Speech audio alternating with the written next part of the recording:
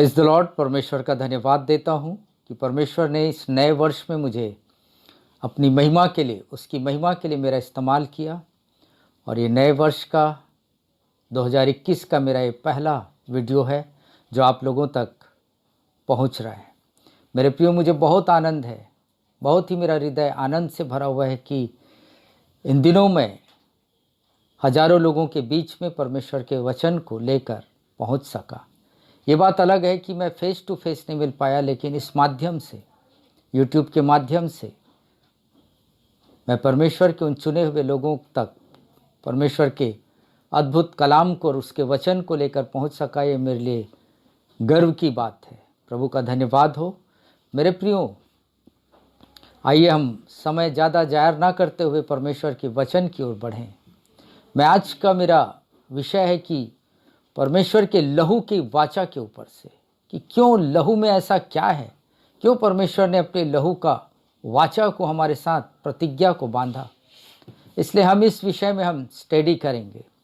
उत्पत्ति 2 उसका 15 से 17 तक बाइबल क्या कहती है, इसे हम लोग सुनेंगे। तब यहोवा परमेश्वर ने आदम को लेकर अदन की वाटिका में रख दिया कि वह उसमें काम करे और उसकी रक्षा करे। और यहोवा परमेश्वर ने आदम को यह आज्ञा दी, तू वाटिका के सब वृक्षों का फल बिना खटके खा सकता है, पर भले या बुरे के ज्ञान का जो वृक्ष है उसका फल तू कभी न खाना, क्योंकि जिस दिन तू उसका फल खाएगा उसी दिन अवश्य मर जाएगा। मेरे प्रियो, यहाँ पर हम देखते हैं कि परमेश्वर ने आदम को अदन के बाग में लाकर रखा और रखने के बाद उससे कहा कि आदम, तो इस बाग का कोई से भी वृक्ष का फल तो खा सकता है, सिवाय भले और बुरे के ज्ञान का वृक्ष का फल ना खाना, क्योंकि जिस दिन तो उस वृक्ष का फल खाएगा निश्चित मर जाएगा। मेरे प्रियो, ये वचन को परमेश्वर ने स्वयं आदम से कहा था। और हम देखते हैं मेरे प्रियो कि बीते कई वीडियो में हमने सीखा कि जो कुछ परमेश्वर बोलता है वो लॉ बन जाता है, और परमेश्वर अपने बनाए हुए लॉ को वो कभी तोड़ नहीं सकता। तो यहाँ पर हम लोग देखते हैं कि परमेश्वर ने इस पूरे बाग के हर एक वृक्ष का फल खाने को आदम के लिए मंजूरी थी, लेकिन एक ही वृक्ष का फल ना खाना था। और हम देखते हैं कि आदम उस वृक्ष का फल को खाया, और खाने के बाद मनुष्य जाति पाप में गिर गया। रोमियो 5 उसका 12 में वचन क्या कहता है, उसे भी हम देखें। इसलिए जैसा एक मनुष्य के द्वारा पाप जगत में आया और पाप के द्वारा मृत्यु आई, और इस रीति से मृत्यु सब मनुष्यों में फैल गई, क्योंकि सब ने पाप किया। हाँ मेरे प्रिय, यहाँ पर हम देखते हैं कि वचन कहता है कि एक मनुष्य के द्वारा इस जगत में पाप आया, और पाप आकर हम सारे मनुष्यों को पापी बना दिया। और उसके बाद एक वचन और है कि जब हम पाप करते हैं तो उसकी मजदूरी भी मुझे और आपको भुगतना पड़ता है। रोमियो 6 उसका 23 वचन क्या कहता है, उसको भी हम सुन लें। क्योंकि पाप की मजदूरी तो मृत्यु है, परंतु परमेश्वर का वरदान हमारे प्रभु मसीह यीशु के में अनंत जीवन है। हाँ, यहाँ पे मेरे प्रियो, रोमियो की पत्री क्लियर कहती है कि wages of sin is death, पाप की मजदूरी मृत्यु है। और जब अदन के बाग में परमेश्वर ने आदम से जब कहा कि आदम, यदि तू इस वृक्ष का फल खाएगा तो तू निश्चित मर जाएगा, ये बात शैतान सुन चुका था और जान चुका था, और उसे परमेश्वर की क्वालिटी, उसके कैरेक्टर को, परमेश्वर के कैरेक्टर को शैतान बहुत अच्छे रूप से जानता है। और वो जानता था कि एक दफ़े परमेश्वर यदि कह दिया है तो वह अपने वायदे से कभी मुकर नहीं सकता। और उस शैतान को पूरा मालूम था कि परमेश्वर जो कहा है उसे वो निश्चित, चाहे कुछ भी हो जाए, उसे वो पूरा करने वाला परमेश्वर है। इसीलिए बाइबल शैतान को अक्यूजर कहता है, दोष लगाने वाला कहता है। वो हमेशा परमेश्वर के लोगों के ऊपर वो दोष लगाता है। मेरे प्रियो, जैसे ही अदन के बाग में आदम ने परमेश्वर की अनाज्ञाकारिता की, वैसे ही जो शैतान उस स्थान पर था, वो गार्डन को छोड़कर परमेश्वर के कोर्ट अर्थात परमेश्वर की उपस्थिति में पहुंच गया। उस स्थान में जाकर वो कहने लगा कि मैं इस चीज को देखा हूं कि आदम तेरी आज्ञा का उल्लंघन किया और तूने कहा है कि जिस दिन तू इस वृक्ष का फल खाएगा निश्चित मर जाएगा। वो डिमांड करने लगा कि मृत्यु तू दे। मेरे प्रियो, इसीलिए शैतान को बाइबल कहती है कि ये दोष लगाने वाला है। मेरे प्रियो, हम इस बात को देखें कि यीशु मसीह क्यों इस जगत में आकर अपना बलिदान दिया, अपना लहू बहाया मेरे और आपके लिए। और जब तक हम लहू के विषय में कुछ नहीं जानेंगे, हम उस तथ्य तक, उस रहस्य तक, मैं और आप लहू के विषय में हम नहीं जान पाएंगे। इसलिए आइए हम लोग कुछ लहू के बारे से, ब्लड के बारे से हम लोग कुछ बातों को सीखें। मेरे प्रियो, बाइबल बताती है कि मनुष्य का सारा जीवन ब्लड में ही है। दूसरी बात, बाइबल ये भी बताती है कि मनुष्य की चंगाई भी ब्लड में ही है। Blood keeps you healthy. मेरे प्रियो, ये जो हमारा शरीर जो हष्ट पुष्ट दिखता है, इसके पीछे लहू का हाथ है। हमारा लहू ही है जो हमको हष्ट पुष्ट और हेल्दी बनाता है। हमारे शरीर के ब्लड में ही सारा इम्यून सिस्टम है। मेरे प्रियो, इम्यूनिटी, जिसके विषय में हम देखते हैं कि आज पूरे न्यूज़ में इवन भारत सरकार हमें बार बार आगाह कर रहा है कि आपका इम्यूनिटी को बढ़ाइए। मेरे प्रियो, इसे बढ़ाने के लिए वो क्यों हमको प्रेरित कर रहे हैं? क्योंकि यदि इम्यूनिटी यदि हमारा कम है तो हम रोगों के शिकार हो सकते हैं और मृत्यु हमारे जीवन में दस्तक दे सकती है। इसलिए आज पूरा विश्व इम्यूनिटी के विषय में बातें कर रहा है कि ये खाओ तो तुम्हारा इम्यूनिटी, बीमारी से लड़ने की ताकत तुम्हारे ब्लड में आएगी और तुम उस बीमारी का सामना कर सकोगे। मेरे प्रियो, यहाँ बाइबल भी ब्लड के विषय में बहुत कुछ बताती है। जो लोग मेडिकल में होंगे वो लोगों को अच्छे रूप से मालूम है कि ब्लड का वैल्यू क्या है। लहू हमें बीमारियों से बचाता है। मेरे प्रियो, कैंसर जो है एक वास्तव में एक ब्लड डिजीज है, क्योंकि जब हमारे ब्लड में किसी प्रकार की गड़बड़ी हो जाती है, असंतुलित हमारा ब्लड हो जाता है, तो कैंसर का रूप ले लेता है। और हमें यह भी जानना है कि ब्लड हमको सस्टेन करता है, हमको सुरक्षित रखता है, हमको पालता है। इसीलिए मेरे प्रियो, गुड फ्राइडे का दिन, जिस दिन यीशु मसीह सलीब पर मेरे और आपके लिए चढ़ा, मेरे और आपके पापों के लिए वो अपना लहू बहाया, उस दिन मेरे और आपके जीवन में एक नई आशा जगी। क्योंकि हम देखते हैं किसी व्यक्ति का जब लहू दूषित हो जाता है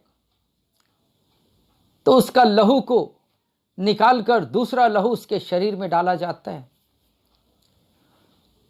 लेकिन गुड न्यूज़ ये है मेरे प्रियो कि गुड फ्राइडे के दिन यीशु मसीह मेरे और आपके लिए अपना लहू दिया।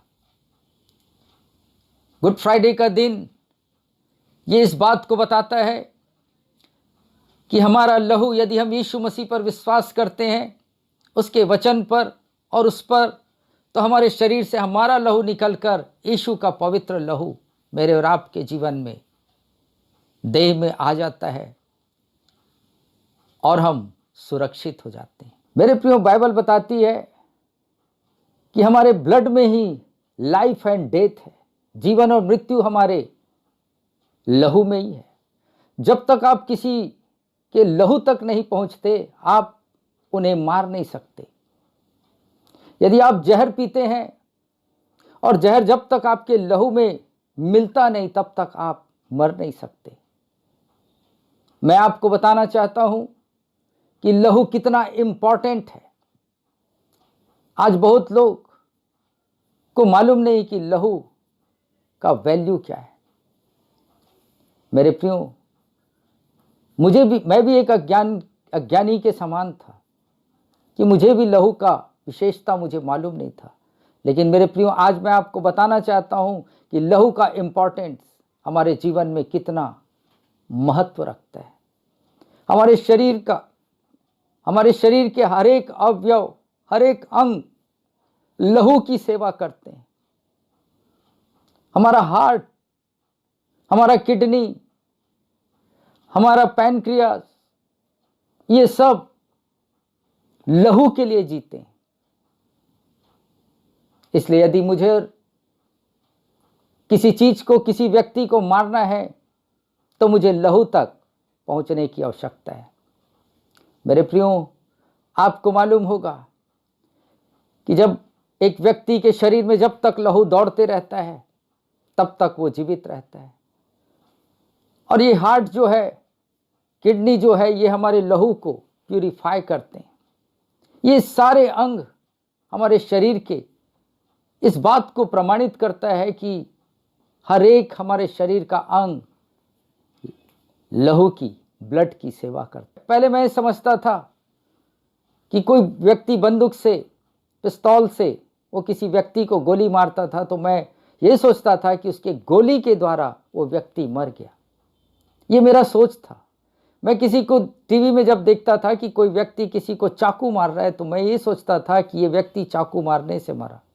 लेकिन मेरे प्रियो, यहाँ पर दोनों बातों में गौर करने वाली बात यह है कि यदि एक व्यक्ति किसी को पिस्तौल से वो गोली मारता है तो वो गोली आकर उसके शरीर को जस्ट पंचर करता है, और उस पंचर करने के बाद उस व्यक्ति के शरीर से लहू निकलता है। वो व्यक्ति वो गोली से नहीं मरता, लेकिन वो व्यक्ति लहू के बाहर निकल जाने के कारण उसकी मृत्यु हो जाती। एक व्यक्ति चाकू से जब मारता है तो उस व्यक्ति की मृत्यु चाकू से नहीं होती, लेकिन लहू के बह जाने के कारण उस व्यक्ति की मृत्यु होती। मेरे प्रियो, परमेश्वर ने लहू को इस रूप से बनाया है कि यही लहू आपके रोगों से वो फाइट करता है।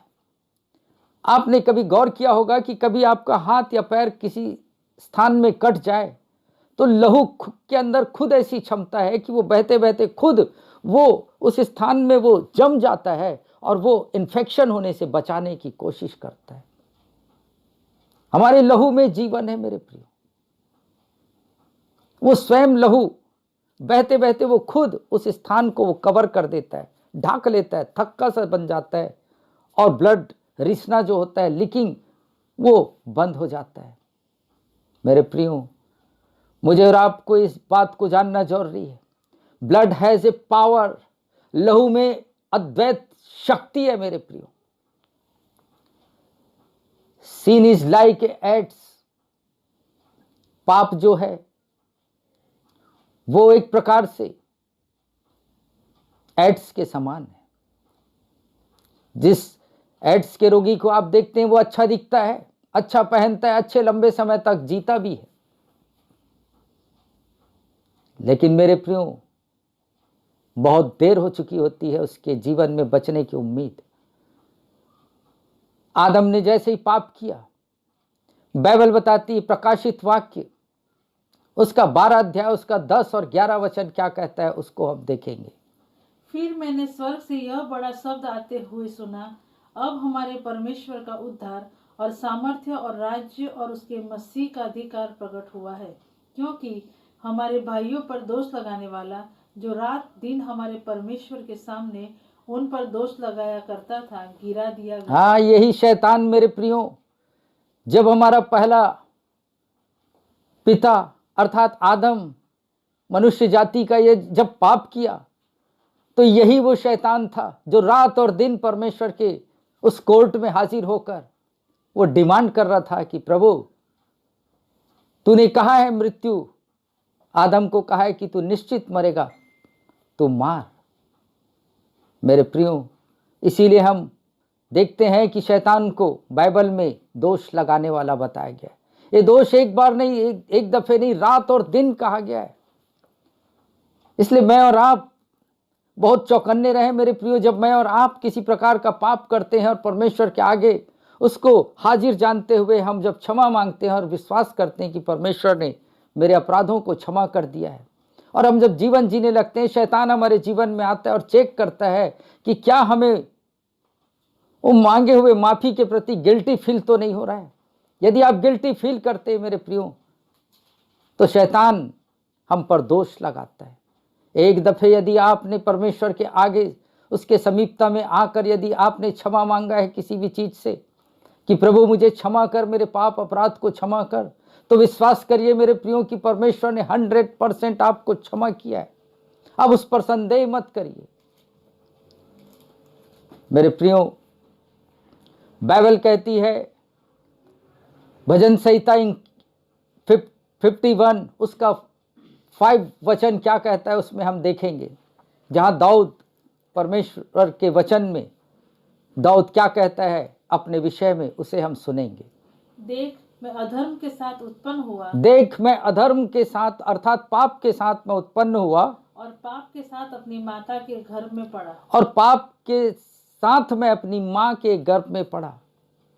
मेरे प्रियो, यदि आपको एड्स है और मुझे भी एड्स है, तो मुझे आपसे कोई फायदा नहीं होने वाला मेरे प्रियो, क्योंकि वही दूषित लहू मेरे और आपके जीवन में किसी प्रकार का भला नहीं कर सकता।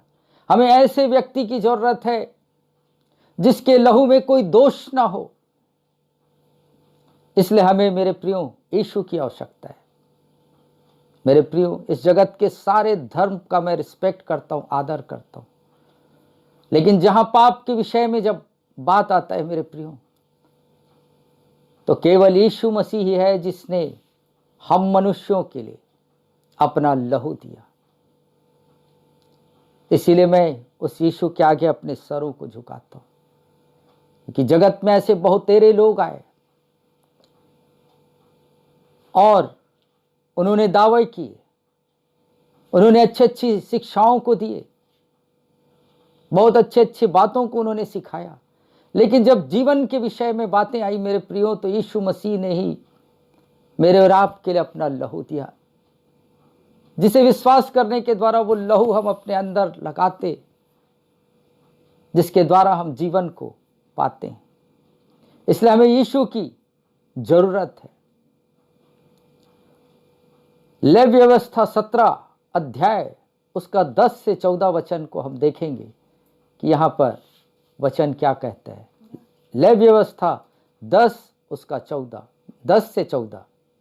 फिर इस्राएल के घराने के लोगों में से या उनके बीच रहने वाले परदेशियों में से कोई मनुष्य क्यों न हो जो किसी प्रकार का लहू खाए, मैं उस लहू खाने वाले के विमुख होकर उसको उसके लोगों के बीच में से नष्ट कर डालूंगा। हाँ मेरे प्रियो, यहाँ पर हम देख रहे हैं कि परमेश्वर बता रहा है कि हम किसी भी प्रकार से मांस के साथ लहू को ना खाएं।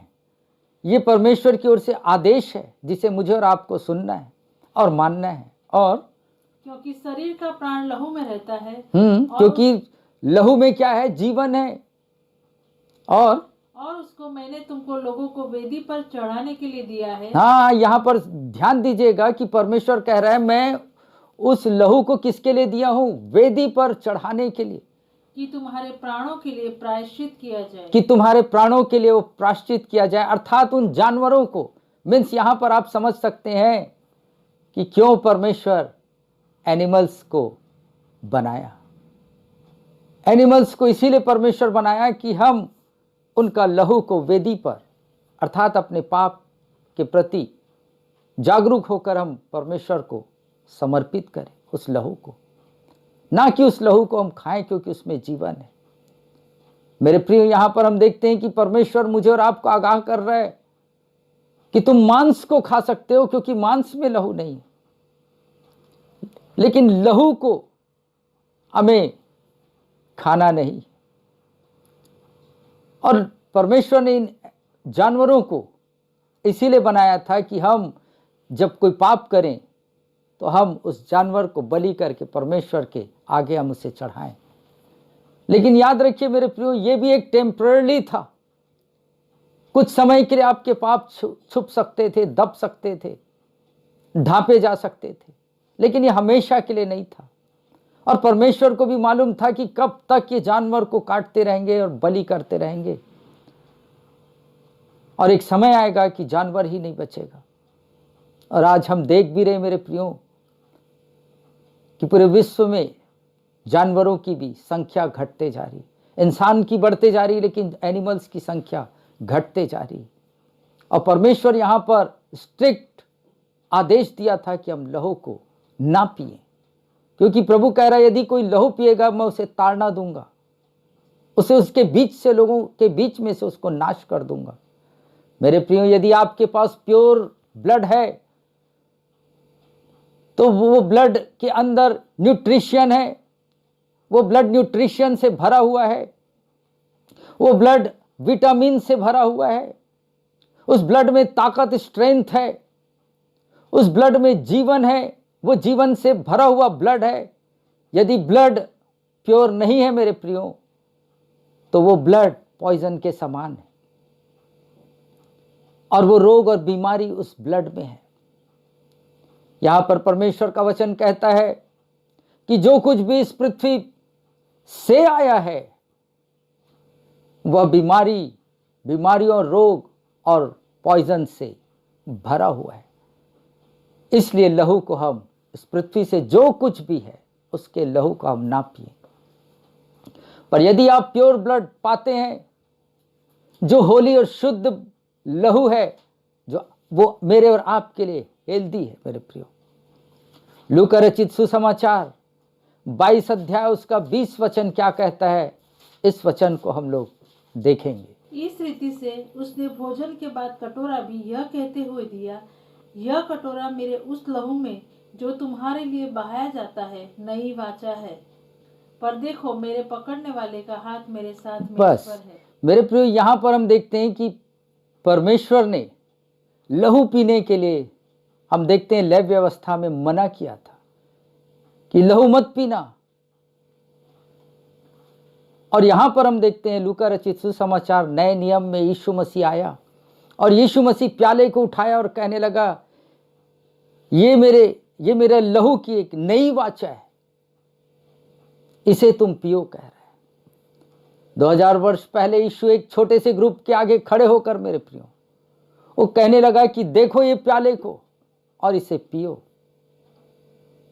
इतिहास में पहली बार ऐसा हुआ कि यीशु जो परमेश्वर है उसने कहा कि तुम इस लहू को पी सकते हो। इसीलिए मेरे प्रियो, मैं और आप, हम हर माह परमेश्वर की उपस्थिति में एक सिंबॉलिक के तौर पर विश्वास के द्वारा हम दाखरस को, हम अंगूर के जूस को हम पीते हैं, ये समझ करके कि ये यीशु का लहू है। और जब आप विश्वास से आप पीते हैं, आपका लहू आपके शरीर से निकलकर, आपके माँ बाप का लहू आपके शरीर से निकलकर यीशु के लहू से आप और मैं शुद्ध हो जाते हैं। ये कप मेरे लहू का वाचा है, इसलिए पियो कहा, जो मैंने तुम्हारे लिए मैं बहाने जा रहा हूं। मेरे प्रियो, यीशु का लहू इतना पवित्र लहू था जिसके द्वारा मैं और आप शुद्ध हो जाते हैं, जिसके द्वारा मैं और आप, हमारी बीमारियां दूर हो जाती है। और प्रभु यीशु मसीह ने कहा इसे पियो क्योंकि ये तुम्हें जीवन देगा, क्योंकि इसमें न्यूट्रिशन है, इसमें विटामिन है, इसमें ताकत है, इसमें जीवन है। यीशु का लहू यूं ही नहीं बहाया गया मेरे प्रियो, लेकिन यीशु का लहू एक महत्व के कारण इस संसार के हर एक प्राणियों के लिए यीशु का लहू बहाया गया। मेरे प्रियो, हम ऐसे व्यक्तियों पर विश्वास ना करें जिसका ब्लड आपके और मेरे ब्लड जैसा हो। ध्यान दीजिएगा जो बातों को मैंने कहा है। हम ऐसे व्यक्ति पर विश्वास ना करें जिसका लहू और आपका लहू और उस व्यक्ति का लहू सेम हो, उस पर मैं और आप विश्वास ना करें, क्योंकि वो पृथ्वी का है। और प्रभु यीशु मसीह ने कहा कि पृथ्वी के कोई भी चीज वो दूषित है, उन्हें ना पियो। मेरे प्रियो, यीशु मसीह स्वर्ग से इस पृथ्वी पर आया, इसलिए उसका लहू शुद्ध लहू है, उसका लहू पवित्र लहू है, उसका लहू निर्बलों को ताकत देने वाला लहू है। इसलिए इस जगत में जितने आए, आज रिकॉर्ड है हमारे पास कि उनके माता और पिता का नाम क्या था। लेकिन मेरे प्रियो, मैं धन्यवाद देता हूं उस यीशु के लहू के लिए जो पवित्र लहू है।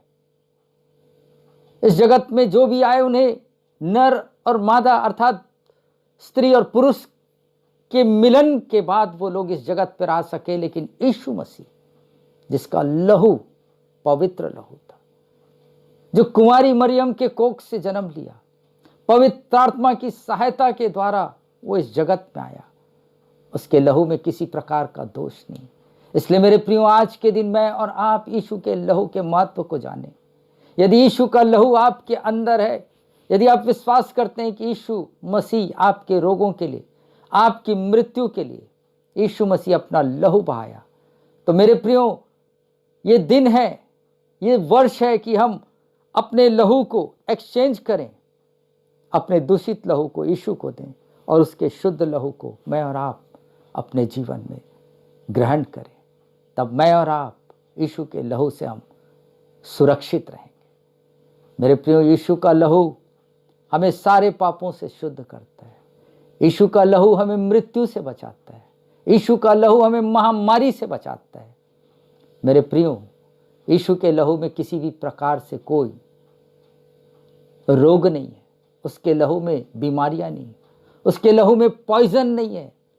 इसलिए मेरे प्रियो, मैं और आप यीशु के लहू को ग्रहण करें, क्योंकि ये लहू ईसाइयों के लिए नहीं बहा है। यीशु का लहू समस्त विश्व के एक एक प्राणियों के लिए बहा है। जो विश्वास करेगा यीशु पर और उसके लहू पर, वो जीवन पाएगा।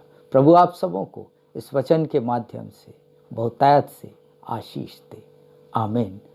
प्रभु धन्यवाद देते हैं परमेश्वर पिता आज के इस वचन के लिए। प्रभु, हाँ प्रभु जी, हम जान चुके हैं कि हमारे लहू में ही जीवन और मृत्यु है प्रभु जी, लेकिन हमारा लहू इस रूप से हो चुका है प्रभु, मनुष्य का लहू दोष और गंदगी से भर चुका है प्रभु, पॉइजन बन चुका है प्रभु, जो हमारा लहू स्वयं हमें मार रहा है प्रभु।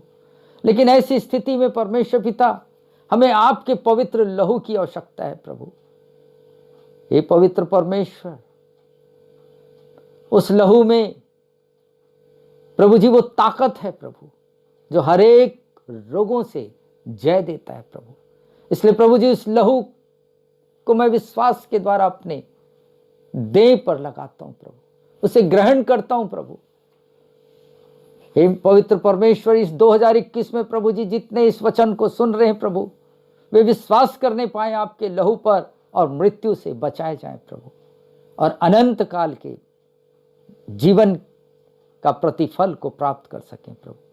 धन्यवाद देता हूं परमेश्वर पिता इस समय के लिए प्रभु, जो छोटे छोटे रूप से प्रभु जी आप हमारे सुनने वाले भाई और बहनों को, माता पिताओं को और बच्चों को प्रभु जी आप अपने प्रकाशन को दिए जा रहे हैं प्रभु, जिसके द्वारा प्रभु जी हमारी आत्मिक आंखें खुल रही प्रभु।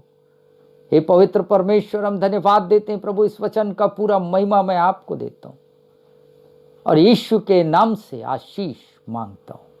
आमीन। प्रभु आप सबों को इस वचन के माध्यम से बहुतायत से आशीष दे। मेरे प्रियो, मैं आपसे विनती करूंगा, जिस प्रकार से मैं आप लोगों को हिम्मत और बल देने का प्रयास करता हूं परमेश्वर के वचनों से, मैं चाहूंगा कि आप भी, यदि आप परमेश्वर के इन वचनों से आशीषित हो रहे हैं, तो प्लीज़ अपना लाइक करिए, कमेंट्स करिए कि आप किस रूप से परमेश्वर के वचनों से लाभ उठा रहे हैं, आपके जीवन में परिवर्तन आ रहा है। क्योंकि हम इस वचन के लिए हम प्रार्थना करते हैं कि प्रभु हमारे भाई बहनों के जीवन में अद्भुत कार्य कर और वे नाश ना हो, लेकिन अनंत काल के लिए बचाए जाएं। इसलिए मेरे प्रियो, आप लाइक करें, कमेंट्स करें और सब्सक्राइब करें। प्रभु आप सबों को बहुतायत से आशीष दे। आमीन।